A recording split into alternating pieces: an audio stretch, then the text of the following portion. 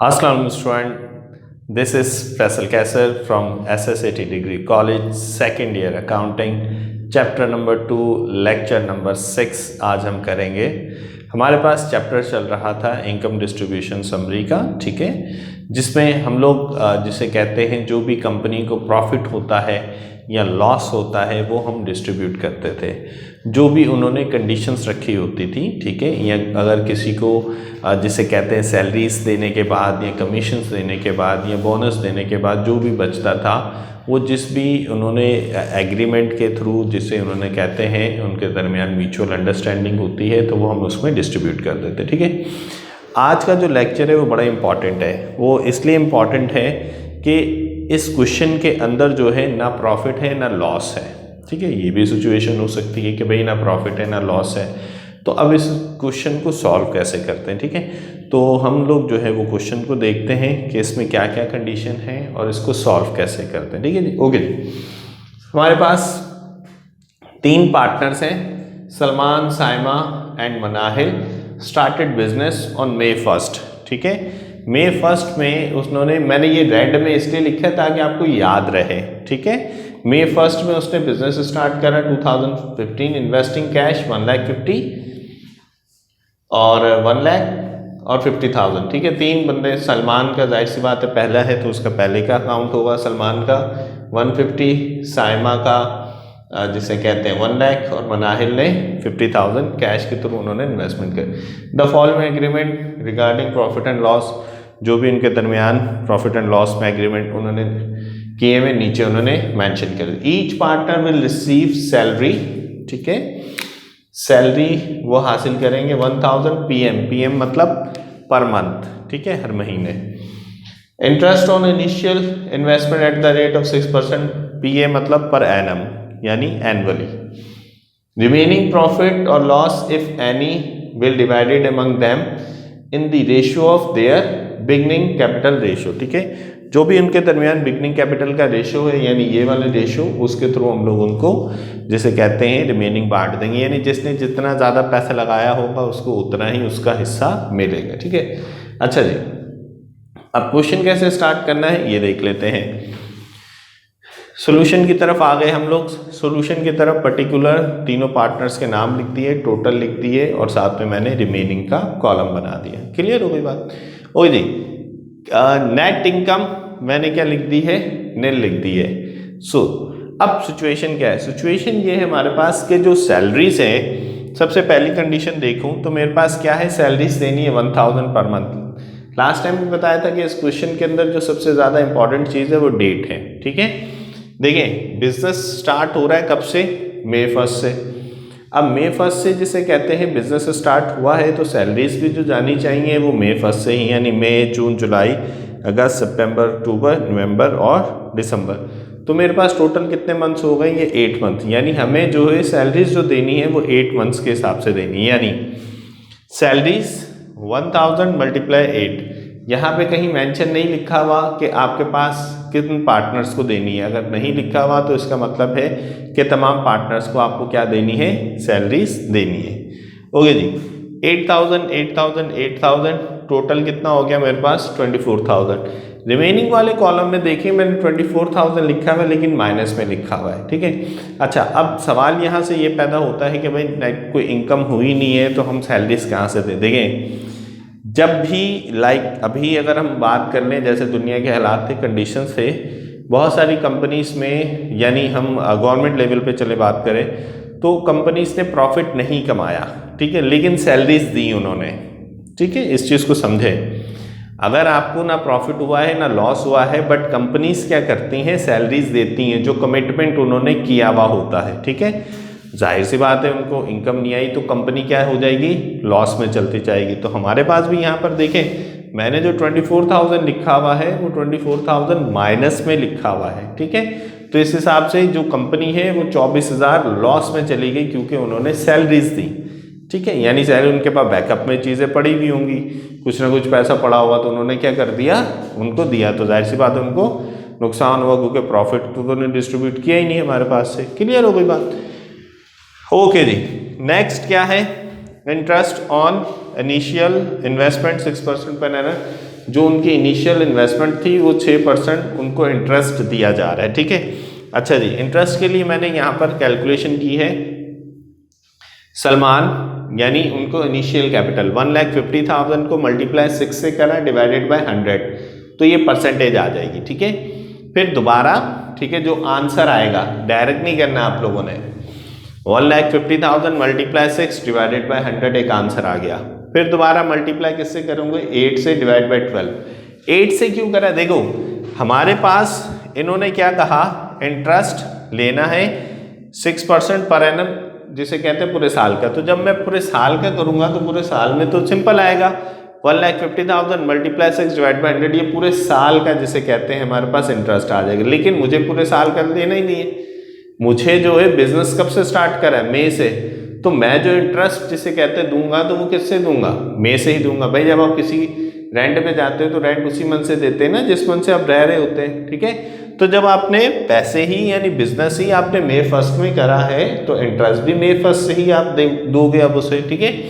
तो मल्टीप्लाई 8 करा divide by 12, multiply 8 divide by 12 में से कि 12 महीनों में से मुझे कितने महीने का इंटरेस्ट सिर्फ कैलकुलेट करना है, 8 महीनों का, यानी मुझे 8 महीनों का इंटरेस्ट जिसे कहते हैं वो देना होगा। तो इसलिए 1,50,000 मल्टीप्लाई 6 डिवाइडेड बाय 100, उसमें से 12 महीनों में से मुझे कितना इंटरेस्ट, क्योंकि ये जो था ये तो पूरे 12 महीनों का था, ठीक है। यहाँ पर क्या करना है मुझे कि 12 महीनों में से मुझे कितना चाहिए, 8 महीनों का इंटरेस्ट चाहिए, ठीक है। तो मैंने कैलकुलेट कर उस अमाउंट को मल्टीप्लाई करा 8 से, डिवाइड बाय 12 करा, तो कितना आ गया 6,000। सेम प्रोसीजर मैंने साइमा और सेम प्रोसीजर मैंने किसके साथ कर दिया, मनाहिल के साथ। तो इंटरेस्ट आ गया 6,000, 4,000, 2,000।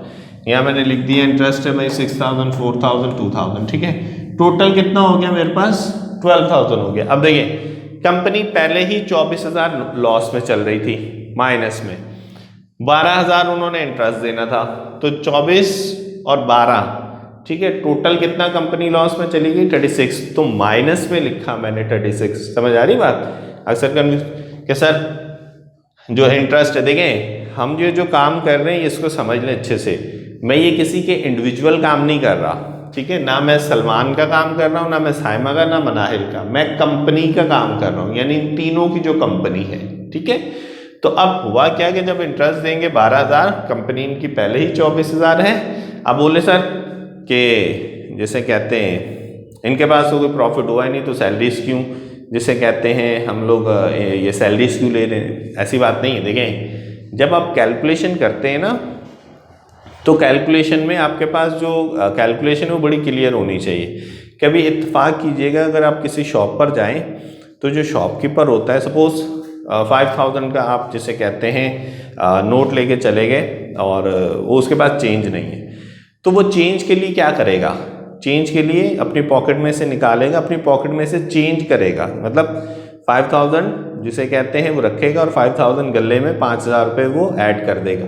वो ऐसा नहीं करेगा कि क्या नाम है वो सब मिक्सअप कर दे कि अपनी पॉकेट में से जो रिमेनिंग है अपनी पॉकेट में से निकाल के आपको दे देगा, नहीं, इस तरह तो कोई हिसाब किताब ही नहीं रहेगा, ठीक है। इस तरह तो कोई, इसका मतलब ये फ़र्ज़ करें कि उसने समझ लें कि 5,000 में से 500 रुपये की चीज़ ली, 4,500 वापस करने हैं। अब 4,500 आपने वापस करने हैं तो आपके पॉकेट में पड़े हुए भाई 4,500 रुपये, 4,500 रुपये आपने क्या कर दिया, उसे दे दिया। आपने क्या कर दिया, अपनी दुकान में गले में 4,500 क्या कर दिए, ऐड कर दिए। बाद में हिसाब कर रहे हैं, चलें भाई हिसाब करें। अच्छा ये एक दिन नहीं 2-3 दफ़ा हो गया, फ़र्ज़ करें 2-3 दफ़ा हो गया, तो आपने अपनी जेब से 10,000 रुपये गले में क्या कर दिए थे, ऐड कर दिए। बाद में आपने कैलकुलेट, ओहो भाई 50,000 रुपये का प्रॉफिट हुआ, बट आपने वहाँ गलती कर दी। क्या गलती कर दी कि भाई 10,000 रुपये तो आपके अपनी पॉकेट में से थे। तो इसलिए इन चीज़ों का ख्याल रखा जाता है कि हमारे पास जो सैलरीज हैं, कि भाई देखें सैलरीज ये तीनों पार्टनर्स भी ले रहे हैं, इनकी जगह कोई और होता तो सैलरीज तो आपने उनको भी देनी थी।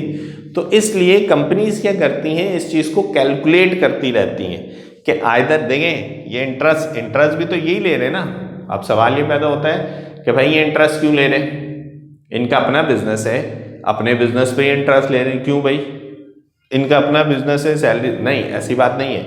इंटरेस्ट की मैंने बात समझाई थी कि अगर ये कहीं समझ लें कि बैंक से भी पैसा लेंगे, ठीक है, तो बैंक वाले भी तो इन्हें इंटरेस्ट चार्ज करेंगे। तो उस हिसाब से क्या करते हैं ये लोग, कहते हैं कि भाई हम अपनी कैलकुलेशन तो करें कि हमें प्रॉफिट हुआ या लॉस हुआ, क्योंकि हम बैंक में भी जब जाते हैं बैंक से पैसे लेते हैं तो बैंक को भी इंटरेस्ट देते हैं, जाहिर सी बात है प्रॉफिट कम हो जाता। तो ये इसलिए कि बिल्कुल फेयर जिसे कहते हैं कैलकुलेशन की जाती है ताकि हमें रियल प्रॉफिट का पता चले, ठीक है। ओके जी, तो कंपनी 24,000 पे सैलरी यानी माइनस पे चली गई, इंटरेस्ट आ गया कितना 12,000, तो कंपनी टोटल 24,000 वो और 12,000 वो, टोटल कितना लॉस हो गया इनको 36,000 लॉस हो गया। लास्ट में इसने क्या लिखा था कि रिमेनिंग प्रॉफिट और loss if any will divided them in the ratio of their beginning capital, beginning capital के इनके रेशियो से क्या कर दो, इनको डिस्ट्रीब्यूट कर दो। क्लियर हो गई बात। सलमान, साइमा एंड मनाहिल, तो इनके मैंने क्या करें रेशियोज निकालने के लिए 4 0 इसके कैंसिल, 4 0 इसके, 4 0 इसके कैंसिल, इधर क्या बचा 15, 10 और 5, सेम टेबल से कैंसिल से करना होता है। 5 1 5, 5 2 10, 5 3 15, रेशियो कितना आ गया 1:2:3। क्लियर हो गई बात। अच्छा जी, अब रिमेनिंग 36,000 रुपीज़ करने, तो 36,000 मल्टीप्लाई बाय 3 डिवाइड बाय 6, 3 से क्यों कर रहा हूँ क्योंकि सलमान का रेशियो कितना है 3, 6 से डिवाइड क्यों कर रहा हूँ क्योंकि टोटल रेशियो कितना है 6, यानी 1 और 2 3, 3 और 3 6, तो 36 मल्टीप्लाई 3 डिवाइड बाय 6, फिर साइमा 36 मल्टीप्लाई 2 क्योंकि इसका रेशियो 2 आया है, फिर इसी तरह मनाहिल 36 मल्टीप्लाई 1 डिवाइड बाय 6, तो ये क्या आ गया मेरे पास इनकी रिमेनिंग आ गया, ये मैंने लिख दिया। अच्छा देखें लिखने के लिए 18,000, 12,000, 6,000, ये गौर करें कि मैंने तीनों अमाउंट माइनस में लिख रहा हूं, क्यों, क्योंकि भाई जो रिमेनिंग बचा था वो प्रॉफिट में थोड़ी बचा था, रिमेनिंग जो बचा था वो तो लॉस में बचा हुआ था, तो मैं जो डिस्ट्रीब्यूट करूंगा वो मैं लॉस का ही डिस्ट्रीब्यूट करूंगा। तो 18,000, 12,000, 6,000 मैंने माइनस में डिस्ट्रीब्यूट करें, ये देखिए टोटल में भी मैंने माइनस 36,000 लिखे हैं, तो ये मैंने सारे माइनस में डिस्ट्रीब्यूट करे हैं। क्लियर हो गई बात। ओके जी, सो लास्ट में हम लोगों ने टोटल करना है, ठीक है। 8,000, 6,000 कितना हो गया 14,000, माइनस करा 18,000 तो माइनस का 4,000 आएगा, 8,000, 4,000, 12,000 और माइनस का 12,000, आपके पास क्या हो गया निल हो गया।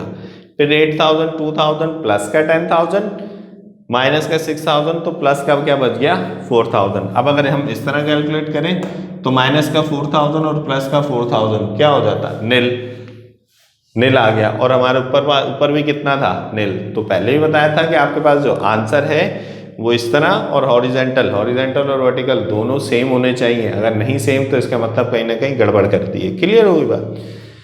ओके जी स्टूडेंट, तो लास्ट हमारे पास जर्नल एंट्रीज बनानी है। जर्नल एंट्रीज में बता चुका हूं कि अगर किसी का जिसे कहते हैं नेगेटिव है हमारे पास कैपिटल, ठीक है, अगर हमारे पास क्या आ गया है नेगेटिव कैपिटल आ गया, तो नेगेटिव कैपिटल हमेशा याद रखिएगा कि डेबिट पुट करते हैं। कहाँ पुट करते हैं डेबिट। दे मैंने यहाँ पे लिख दिया भाई सलमान करंट अकाउंट। अब इसका करंट अकाउंट क्या है कि अच्छा करंट अकाउंट का मतलब ये होता है इनकम डिस्ट्रीब्यूशन समरी के अंदर आपके पास दो मेथड होते हैं, एक फ्लक्चुएटिंग मेथड होता है और एक फिक्स्ड होता है। फ्लक्चुएटिंग से मतलब होता है कि वो फ्लक्चुएट करना है, जैसे लाइट नहीं कभी आती है जलती है, कम लाइट होती है तो फ्लक्चुएट कर जाते हैं, ठीक है। तो यानी ये समझ लें कि हमारे पास फ्लक्चुएटिंग मेथड के थ्रू हम लोग इसको पढ़ रहे होते हैं या स्टडी कर रहे होते हैं, फिक्स मेथड में नहीं करते। क्लियर होगा बात। सो सलमान करंट अकाउंट, इसका जो करंट अकाउंट था वो क्या था लॉस में, यानी डेबिट में मैंने लिख दिया 4,000 और अपोजिट क्या लिखेंगे, जाहिर सी बात है एक्सपेंस एंड रेवेन्यू समरी, ठीक है। और ये क्या था मेरे पास पॉजिटिव था, तो पॉजिटिव वाला कहाँ चला जाएगा क्रेडिट में, और किसके अगेंस्ट लिख दूंगा मैं एक्सपेंस एंड रेवेन्यूज के समरी, ठीक है। तो ये एक बिल्कुल अलग सा क्वेश्चन था जिसमें ना आपके पास प्रॉफिट था ना लॉस था। इत्तफाक है कि दोनों अकाउंट अलग अलग आ गए, एक का नेगेटिव आ गया और एक का पॉजिटिव आ गया मेरे पास, तो ये मैंने क्या कर दी इसकी एंट्री पास कर दी। सो स्टूडेंट आज का लेक्चर जिसे कहते हैं वो इतना ही था। होप सो कि आपको एक अलग एक डिफरेंट जिसे कहते हैं जो क्वेश्चन है वो आपको समझ आया होगा।